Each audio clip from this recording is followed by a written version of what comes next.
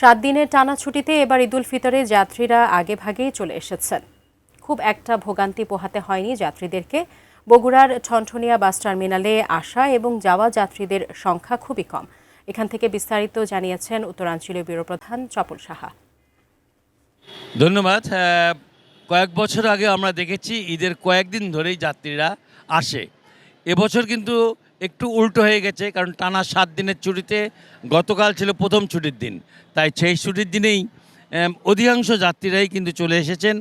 এখন যারা আসছেন, যারা খুব বেসরকারি কোনো প্রতিষ্ঠানে চাকরি করেন, তাদের ছুটিটা হচ্ছে এবং তারা খুব কম সংখ্যক লোকই আসছেন এবং যাত্রীদের চাপ ঢাকাতে খুব একটা নাই। আর এদিক থেকে যে যাত্রী যাচ্ছে তার সংখ্যাও খুব কম। আপনারা দেখতে পাচ্ছেন যে গাড়ি এখানে অধিকাংশ বাস কিন্তু ফাঁকা, আর টার্মিনালের যে কাউন্টারগুলো সেখানেও কিন্তু যাত্রীদের কোনো আনাগোনা দেখা যাচ্ছে না। এখান থেকেও যাত্রী ফাঁকা যাচ্ছে, আর ঢাকা থেকেও যাত্রী আসছে খুবই কম। আপনার এই মুহূর্তে একটি গাড়ি আসলো, সেই গাড়িটা তো আমরা দেখতে পাচ্ছি যে যাত্রীরা খুব একটা যে এসেছে তা বলা যাবে না।